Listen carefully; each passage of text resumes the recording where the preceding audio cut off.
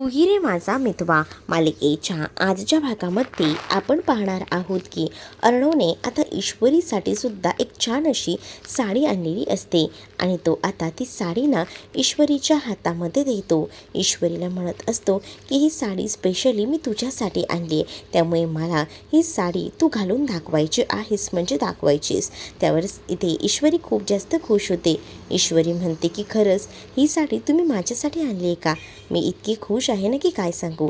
त्यावर अर्णव आता तिला सांगतो की काय आहे ना, ही टेलिपॅथी आहे, म्हणजे तुला मला काहीतरी द्यावंसं वाटलं, तसंच तुलाही काहीतरी मला द्यावंसं वाटलं आणि यासाठी मी तुझ्यासाठी स्पेशली ही साडी आणली आहे, असंही आता बोललं जातं.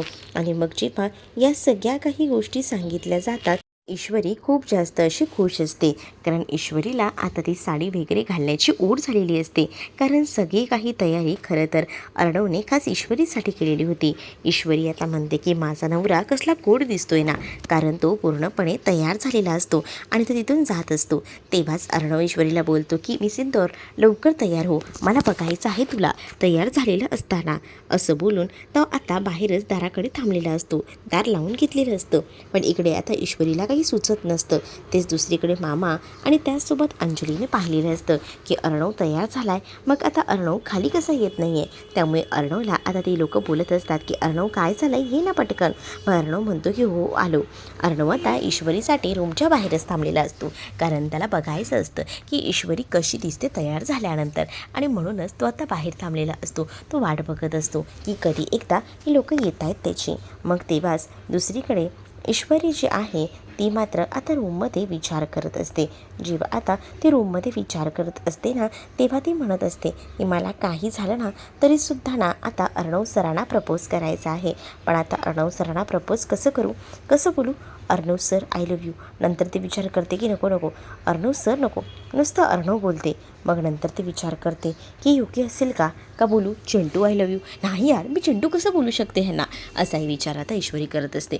ईश्वरीला सुचतच नसतं कसं काय करावं ते, कारण तिला आता हे तर वाटत असतं की अर्णव समोर प्रेम व्यक्त करायला हवं, पण ते कसं, ह्यासाठीच ती आता इकडे तिकडे फेऱ्या मारत असते. पण आता तिने ठरवलेलं असतं की आज आपल्या मनातलं अर्णवला काही झालं तरी सांगायचं, आणि त्यासाठी तिने जोरदार तयारी केलेली असते. अर्णव इकडे आता दार वाजवत असतो. मी सिंदूर झालंय का, चल ना लवकर, मला बघायचं आहे तुला. मग तेव्हाच ईश्वरीची तर काहीच तयारी झालेली नसते. त्यामुळे ईश्वरी आता अर्णवला म्हणते की अर्णव सर जरा थांबा ना, मुलगी आहे मी, मुलींना तयार व्हायला वेळ लागतो. मग आता अर्णव म्हणतो इतका वेळ दिला आहे ना, आता अजून तुझी तयारी झालीच नाही आहे का, किती वेळ, चल ना मी वाट बघतोय बाहेर. असं बोलून आता तिची वाट बघत बाहेर उभा असतो. जसं आता अर्णव बाहेर वाट बघून उभा असतो ना, तसं मात्र इकडे ईश्वरी अर्णवला म्हणत असते की अर्णव सर तुमची तयारी म्हणजे काय हो, लगेच आहेत ते कपडे अंगावर घालायचे, बाकी काही एक्स्ट्रा काही करायचं नाही.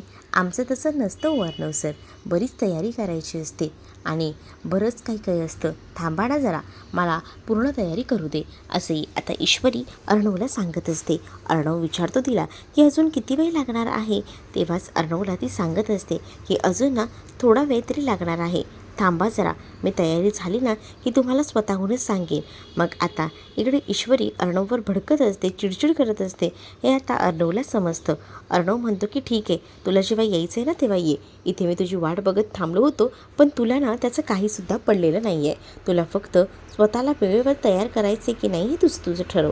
अर्णव आता चिडतो. त्याबरोबर आता ईश्वरी म्हणत असते की काय हा भडकूशन ना, खरंच ना आत्तासुद्धा समजून घेत नाही या परिस्थितीत, आताही आजही यांची चिडचिड सुरूच आहे. असंही आता ईश्वरी बोलत असते. अर्णव मात्र आता ईश्वरीला बघण्यासाठी आतुर झालेला असतो, कारण त्याने स्पेशली तिच्यासाठी ती साडी आणलेली असते ना, आणि त्या साडीतील तिचं सौंदर्य हे सगळं काही त्याला पाहायचं असतं, आणि यासाठी तो आतुर असतो. इकडे आता पार्टीमध्ये सगळेच गेस्ट आलेले असतात आणि तोपर्यंत इकडे अर्णवही पोचलेला असतो. ईश्वरी म्हणते की आज पार्टीच्या दिवशीसुद्धा हे माझ्यावर चिडचिड करून गेलेत का, आता ह्यांना बघतेच नंतर. तोपर्यंत सगळ्या गेस्टना अरेंज करायचं काम मात्र अर्णवचं आता सुरू असतं. अर्णव सगळ्या गेस्टना बोलत असतो की या बसा, असं बोलून आता त्या सगळ्यांनाच एकत्र यायला सांगत असतो. तेव्हाच इथे पार्टीमध्ये बरीच लोकं जमलेली असतात, कारण अर्णवची ही सक्सेस पार्टी असते. अर्णवने या सगळ्या काही गोष्टी अशा पद्धतीने जुळवून आणलेले असतात ना, त्यामुळेच आता इकडे आता अर्णवला सगळीजणं त्याचं अभिनंदन करण्यासाठी तिथे आलेले असतात. अर्णव आता वाट बघत असतो की ईश्वरी कधी येणार. तेच आता ईश्वरीने छान अशी साडी नेसलेली असते, त्यावर स्लीवलेस ब्लाऊज, आणि ईश्वरी जे आहे ते आता हळूच का होईना खाली येते. ईश्वरी जेव्हा आता हळूहळू का होईना खाली जेव्हा येते ना, तेव्हा ईश्वरीकडे एकटक आता सगळीजणं बघत असतात. अर्णवची तर आता ईश्वरीवर ना नजरच हटत नसते. तो कंटिन्यू ईश्वरीकडे आता पाहत असतो. तेव्हाच ना इकडे मात्र आता ईश्वरी ही अर्णवकडे बघत असते, कारण अर्णवच्या नजरेत तिचं सौंदर्य तिला सरळ दिसत असतं आणि तिला अर्णवकडून काही महत्त्वाची शब्दसुद्धा ऐकून घ्यायचे असतात. म्हणजेच काय तर अर्णव कधी एकदा बोलतोय ना, हे असं तिला होत असतं. आणि जेव्हा इथे आता ईश्वरी अर्णवच्या बाजूला येऊन उभी राहते, तेव्हा अर्णव ना ईश्वरीला फक्त बघत असतो, पण तो काहीच बोलत नाही. पण ईश्वरीला अर्णवच्या तोंडून ऐकायचं असतं की तो आपल्यासाठी काय बोलतोय ते. इकडे आता ईश्वरी जेव्हा सरळ येत असते ना, तेव्हा अर्णव कंटिन्यू तिच्याकडे बघत राहतो. त्याला तर आता सुचतच नसतं की काय करावं ते. तेच आता पार्टीतील बरीच लोकंसुद्धा असतात आणि त्यांचं आता अर्णवसोबत बोलणं सुरू असतं. पण अर्णव कुठे त्यांच्या बोलण्याकडे लक्ष देतोय. अर्णवचं लक्ष असतं इथे त्याच्या बायकोकडे, ते म्हणजे ईश्वरीकडे. तेच आता ईश्वरीला सगळेजणं बघतात तर त्यांनासुद्धा आनंद होतो. पण तेव्हाच ना ईश्वरी आता पहिल्यांदा अर्णवकडे जाते, कारण तिला अर्णवच्या तोंडून तिचं कौतुक ऐकायचं असतं की ती कशी दिसते, काय दिसते ते. मग इथे आता अर्णव ना मुद्दामून ईश्वरीला आता इग्नोर करत असतो आणि तो आता गेस्टकडे लक्ष देत असतो. तेव्हाच तो गेस्टकडे लक्ष देत असताना ईश्वरी अर्णवकडे घेत जाते आणि अर्णवला बाजूला घेऊन येते. अर्णवला म्हणत असते की अर्णव सर जरा थांबा ना. मग आता अर्णव बोलतो, बोल ना काय झालं आहे. तेव्हा ईश्वरी अर्णवला म्हणते की अर्णव सर तुम्ही मला सांगितलंच नाही. त्यावर अर्णव आता म्हणतो की काय सांगायचं आहे. तेव्हाच ईश्वरी अर्णवला म्हणत असते की तुम्ही मला हे सांगितलंच नाही आहे की मी कशी दिसते ते. हो, मग आता ओके आहेस, ओके दिसतेस. अर्णव आता हे असं बोलल्याबरोबर ईश्वरीला अर्णवकडनं वेगळंच कौतुक ऐकायचं होतं आणि यासाठी ती आतुर झालेली होती. म्हणूनच ती विचारत होती की सांगा ना कशी दिसते मी. मग तेव्हाच ना अर्णवला म्हणत असते की हा जो नाकावरचा राग आहे ना, तो जरा बाजूला ठेवा. तो आज अशा पार्टीमध्ये ना बरोबर वाटत नाही, असं देखील आता तिने म्हटलेलं असतं. आणि जेव्हा या सगळ्या काही गोष्टी ती बोलते ना, तेव्हा मात्र इथे आता नाही सगळं काही ठीक आहे, ओके आहे, असंही आता बोललं जातं. तेव्हाच ना अर्णव आता म्हणत असतो की तुला सांगू, खरं सांगू, आज तू खूपच सुंदर दिसतेस, असं बोलून आता तिचं कौतुक केलं जातं. आणि जेव्हा तिचं कौतुक केलं जातं ना, तेव्हा तिलासुद्धा छान वाटतं. मग इकडे आता अनाऊन्समेंट सुरू होते, कारण मामा आता स्टेजवर गेलेला असतो. मामा जेव्हा स्टेजवर जातो तेव्हा आता स्वतःची ओळख करून देत असतो. तेव्हाच इकडे ईश्वरी अर्णवला चिडवत असते आणि आता वाटतंय ना व्यवस्थित. अर्णव म्हणतो की हो, खरंच आज ईश्वरी तू खूप सुंदर दिसतेस, असं बोलून आता अर्णव ईश्वरीचं कौतुक करू लागतो. तेव्हाच ना इकडे आता ईश्वरीलाही छान वाटतं की अर्णव आपल्यासाठी एवढं सगळं काही करतोय हे बघून. त्यामुळे तीसुद्धा खूपच जास्त अशी खुश असते. तर दुसरीकडे मात्र आता इथे अर्णवचा मामा म्हणजेच मी आहे अविनाश पाटील असं बोलत असतानाच कोणीही आता टाळ्या वगैरे वाजवल्या नसतात. मग त्यामुळेच ना अर्णवचा मामा अशी ओळख केल्याबरोबर आता सगळ्यांनीच मामासाठी जोरदार अशा टाळ्या वाजवलेल्या असतात. मामांसाठी जसा जोरदार टाळ्यांचा वर्षाव होतो, तसं मात्र इथे अर्णव आणि ईश्वरीचं बोलणं सुरू असतं. कारण आता अर्णवला ना ईश्वरीला असं एकदम भारीमध्ये तिला कॉम्प्लिमेंट द्यायची असते आणि म्हणूनच तर तो एवढा वेळ त्या गेटच्या बाहेर थांबलेला होता, म्हणजे त्याच्या दाराच्या बाहेर. पण ईश्वरीने यायला उशीर केलेला होता, म्हणून त्याचा मूड काही ठीक नव्हता. पण ईश्वरीने आता त्याचा मूड बनवून टाकलेला होता, कारण तिलाही माहिती होतं की अर्णव हा नाराज झालेला आहे. अर्णवला खुश करायचं असेल, त्याला मनवायचं असेल, तर एवढं छान तर आपल्याला तयार व्हावंच लागेल. आणि म्हणूनच तर मग ती आता एवढी सुंदर तयार झाली होती, जेणेकरून अर्णवची तिच्यावर ना काही झालं तरी नजर हटायलाच नको, यासाठी तिने एवढी मोठी तयारी केलेली होती. तेच इकडे आता अनाऊन्समेंट सुरू होत असते.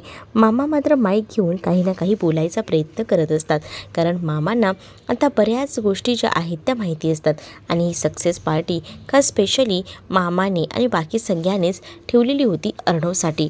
आणि त्याचमुळे आता मामा जेव्हा स्टेजवर जाऊन स्वतःचा मामाचं नाव जेव्हा सांगतो तेव्हा मात्र आता कोणीही मामाला ओळखत नसतं, पण अर्णवचा मामा आहे म्हटल्यावर इकडे मात्र जोरजोरात टाळ्यांचा वर्षाव होतो.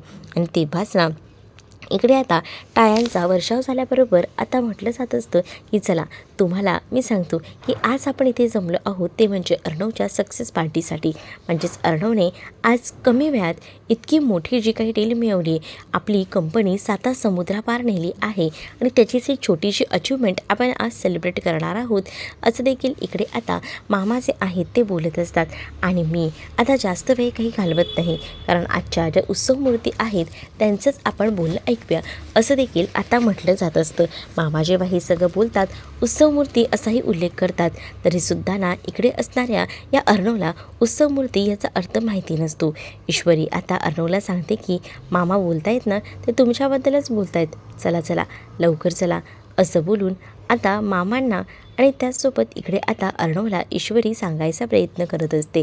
मग आता अर्णवला ईश्वरी जेव्हा सांगते की उत्सव मूर्ती म्हणजे तुम्हालाच बोलवलेलं आहे, त्याबरोबर इथे मात्र आता थोडासा अर्णव बाचकळतो. अर्णवला कळत नसतं, कारण अर्णवची तयारीच झालेली नसते ना पुढे येऊन स्पीच वगैरे द्यायची.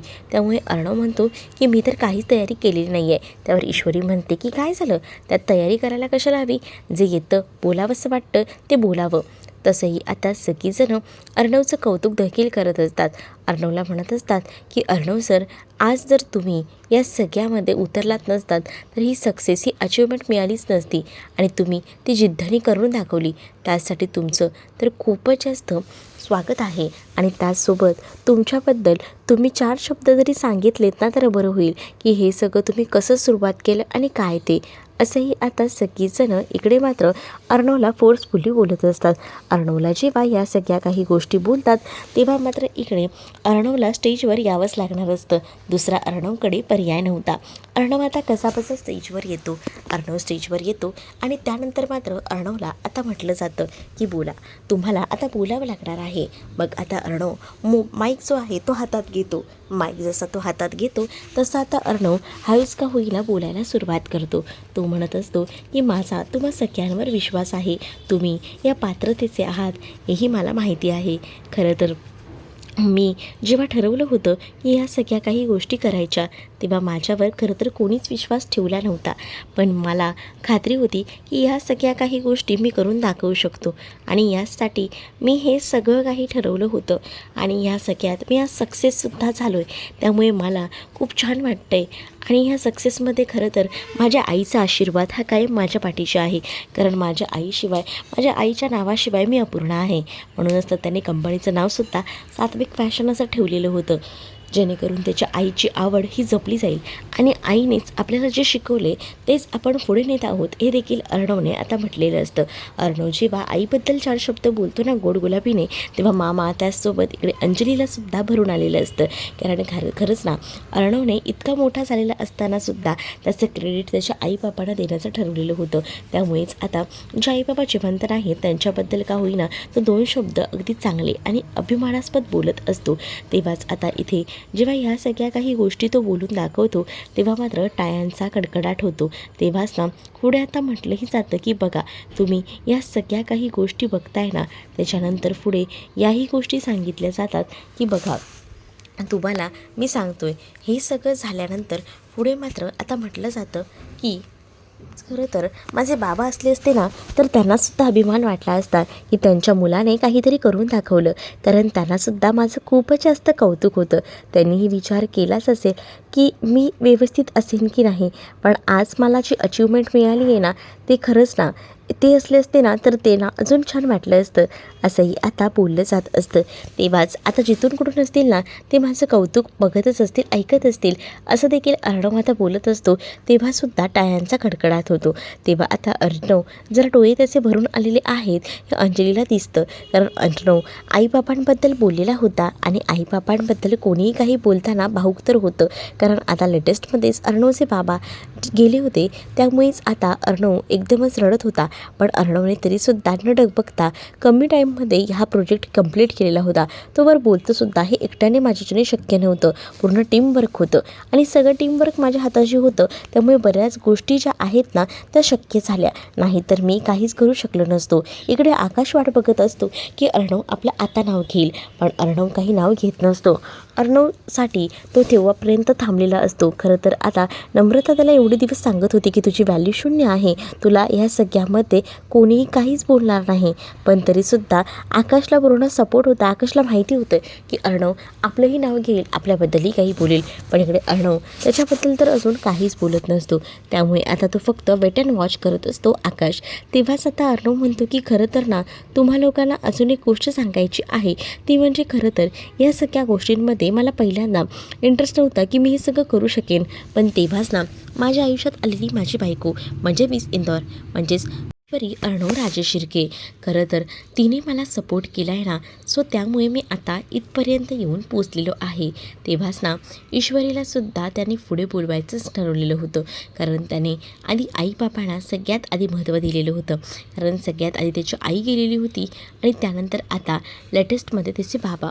आणि त्यामुळेच त्याला असं वाटत होतं की हे सगळं काही आईबापांमुळे अचीव केलेलं आहे मी.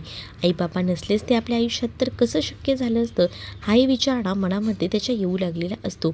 आणि म्हणूनच मग आता त्याने ह्या सगळ्या काही गोष्टी बोलूनसुद्धा दाखवलेल्या असतात. आणि जेव्हा ह्या सगळ्या गोष्टी बोलून दाखवलेल्या असतात ना, तेव्हा मात्र आता अर्णवने पुढे आता यायलासुद्धा सांगितलेलं असतं ईश्वरीला. ईश्वरीला जसं तो आता यायला सांगणार असतो, तेव्हा मात्र ईश्वरी जी आहे ती मात्र पूर्ण तयारीनिशी असते. कारण ईश्वरी आता वाट बघत असते की अर्णव आपल्याला कधी बोलवतो येते. पण आता अर्णव जसं आता बोलवून घेतो ना, तसं मात्र आता ईश्वरी खूप जास्त अशी खुश झालेली असते. कारण ईश्वरीला आता माहिती होतं की अर्णव आपल्याला बाहेर बोलवणार, म्हणूनच तर ती इतकी छान तयार होऊन आली होती. अर्णव नेहमीप्रमाणेच तिला आता स्टेजवर बोलून क्रेडिट देत होता. कारण अर्णवने ज्या काही गोष्टी आतापर्यंत लग्नानंतर अचीव केल्या आहेत, खास करून एवढं 7 समुद्रापार त्यांची ही ऑर्डर घेऊन जाणं हे फक्त ईश्वरीमुळे शक्य होतं. ईश्वरी आता जोरजोरात टाळ्या वाजवत असते अर्णवसाठी स्पेशली.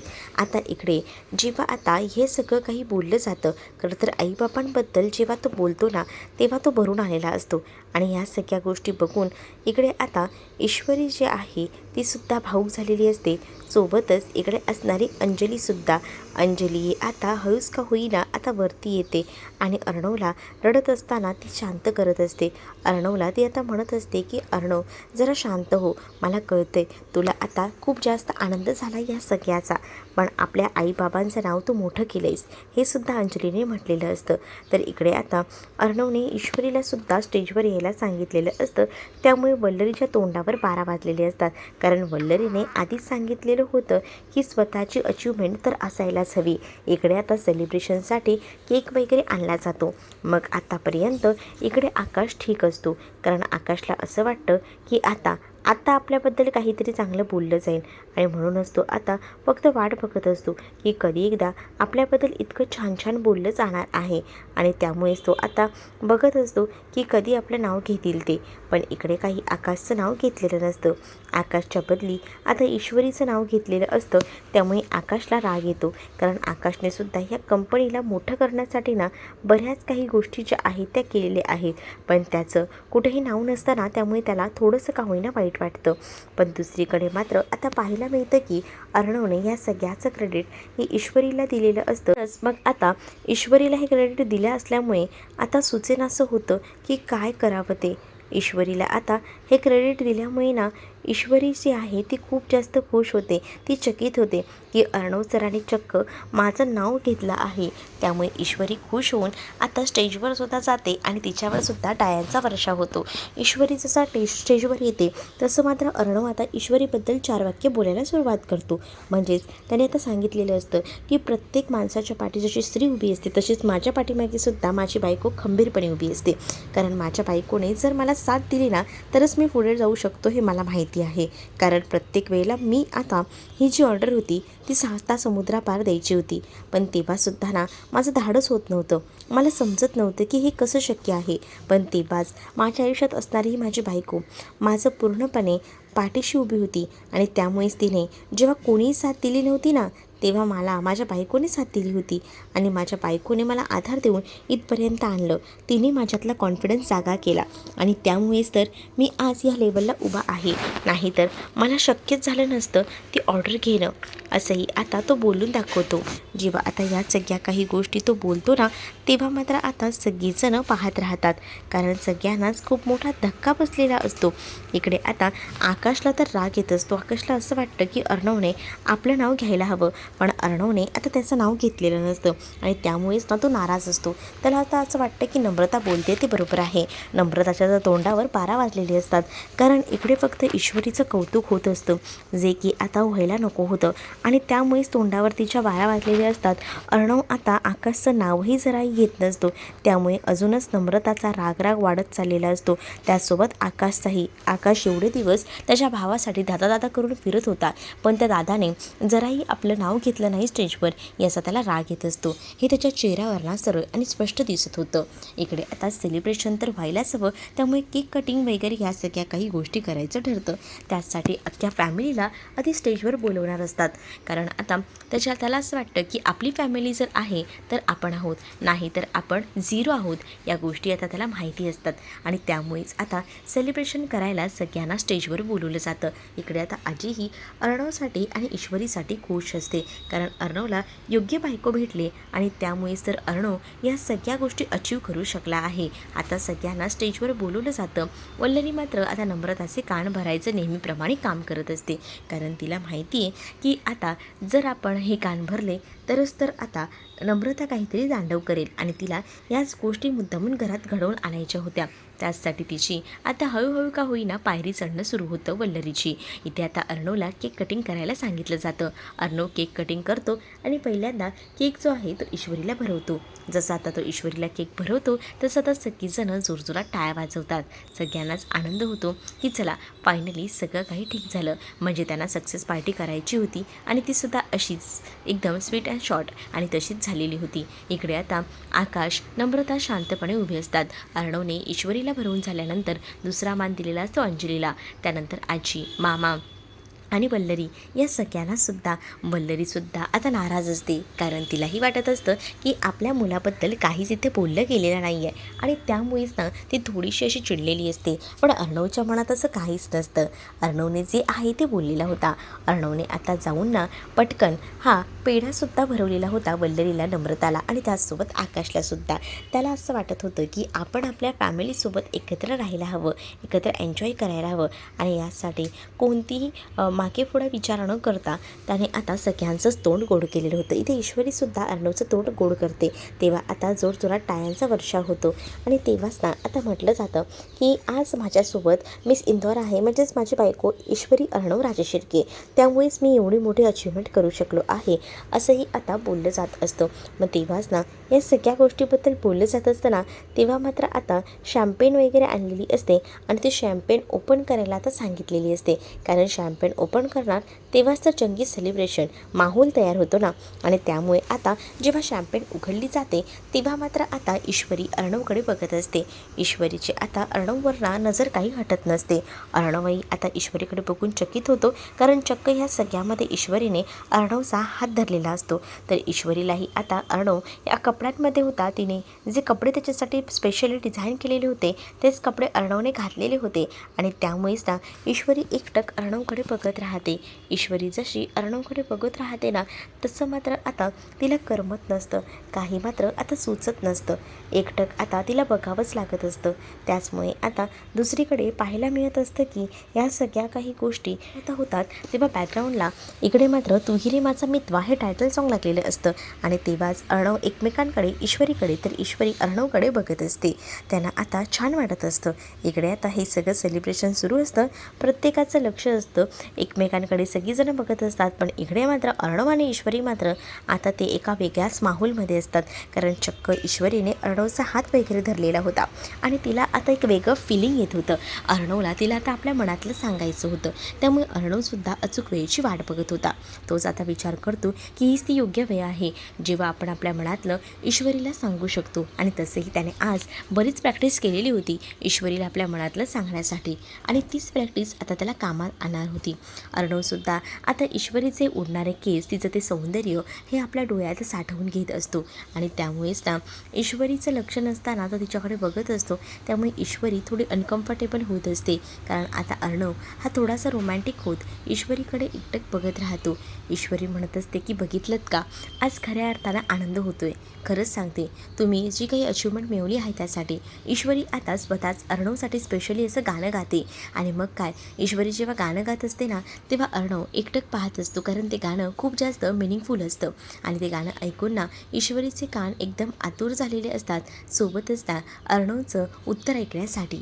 त्यामुळे आता ईश्वरीने गाणं तरी गायलेलं असतं. त्यानंतर अर्णव ईश्वरीला बाहेर घेऊन जातो. ईश्वरी अर्णवला विचारते सुद्धा, अर्णव सर काय झालं आहे. तेव्हाच अर्णव ईश्वरीला म्हणतो की थांब जरा सांगतो. आणि मग काय, अर्णव आता बाहेर गुडघ्यावर बसतो. त्याच्या हातामध्ये एक रिंगचा बॉक्ससुद्धा असतो, कारण अर्णवला गुडघ्यावर बसून वगैरे प्रपोज ईश्वरीला करायचं असतं अगदी फिल्मी स्टाईलने. आणि म्हणूनच तो गुडघ्यावर बसतो आणि ईश्वरीच्या समोर आता ती अंगठी ठेवतो. आणि तेव्हाच तो आता ईश्वरीला म्हणतो की डोळे बंद कर. ईश्वरीचे डोळे बंद असतात. मग आता तो अंगठी घेऊन गुडघ्यावर बसणार, तेच आता अर्णवचा अर्जंटमध्ये फोन वाजतो. त्यामुळे अर्णव फोन उचलतो. अर्णवला नक्कीच काहीतरी प्रॉब्लेम झालेला आहे. त्यामुळे अर्णव बोलतो व्हॉट, हे काय बोलून आता अर्णव पाहतच राहतो. तर ईश्वरीला सुद्धा धक्का बसतो की अर्णवला अचानक काय झालंय. तर आतासुद्धा अर्णवचं ईश्वरीला प्रपोज करणं राहून गेले. तर तुम्हाला भाग कसा वाटला हे कमेंटमध्ये मला नक्कीच सांगा आणि अशाच नवनवीन भागांसाठी आपल्या चॅनलला सबस्क्राईब नक्कीच करा. चला तर मग भेटूया पुढच्या भागात. तोपर्यंत टाटा, बाय बाय.